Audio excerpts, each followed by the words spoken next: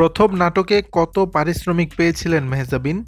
ছোট পর্দার জনপ্রিয় অভিনেত্রী মেহজাবিন চৌধুরী ২০০৯ সালে লাক্স চ্যানেলাই সুপারস্টার থেকে বিজয়ী হয়ে শোবিজে পথ চলা শুরু তার। ক্যারিয়ারে ইতিমধ্যে উপহার দিয়েছেন অসংখ্য হিট নাটক। শুধু তাই নয়, ওয়েব ফিল্মে নিজের অভিনয় গুণে নজর কেড়েছে দর্শকদের। অভিষেক হয়েছে বড় পর্দায়।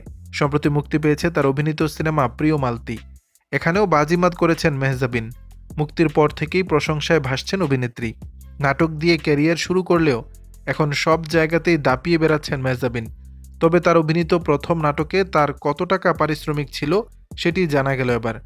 সম্প্রতি এক সাক্ষাৎকারে এ প্রসঙ্গে মেহজাবিন বলেন, ইফতেখার আহমেদ ফাহমি পরিচালিত তুমি থাকো সিন্ধু পারে নাটকে অভিনয় করে আমার প্রথম আয় ছিল ১৫,০০০ টাকা। আমি অনেক বেশি টেনশনে ছিলাম, কারণ ফাহমি ভাই যেভাবে কাজ করেন সেখানে কোনো স্ক্রিপ্ট থাকে না।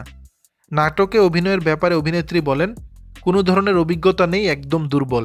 স্ক্রিপ্ট নেই, কি ঘটতে যাচ্ছে জানি না, শুধু জানতাম একটা নাটক, কিন্তু গল্প কি, কিভাবে এটা শ্যুট হবে কিছুই জানতাম না। এটা নিয়ে পরে অনেক হাসাহাসি হয়েছে। আমাকে দেখে তারা বলেছে এ মেয়েকে দিয়ে হবে না। তিনি আরও বলেন, আমি প্রথম নাটকে অভিনয় করার সময় খুব সিরিয়াস ছিলাম না, কাজটা এক ধরনের চাপ দিয়ে করানো হয়।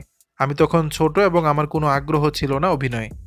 অভিনয় করার আগে লাক্স চ্যানেলে সুপারস্টার অ্যাওয়ার্ড জিতেছিলাম। এরপর আমি চট্টগ্রামে মামার বাসায় চলে গিয়েছিলাম কাউকে না বলে। মেহজাবিন বলেন, শুধু কল আসতো কোথায় কোথায়, এভাবে তো চলে গেলে হবে না, কাজ করতে হবে। তখন আমাকে প্রথম এই কাজটা দেওয়া হয় যে ২১শে ফেব্রুয়ারির জন্য একটা নাটক করতে হবে। আমি অনেকভাবে বলি যে আমি পারবো না, আমি কোনো নাটক করতে চাই না। তারপর কোনো না কোনোভাবে এই কাজটা করা হয়ে যায়। দর্শক, বিষয়টি নিয়ে আপনাদের মতামত জানাবেন নিচের কমেন্ট বক্সে।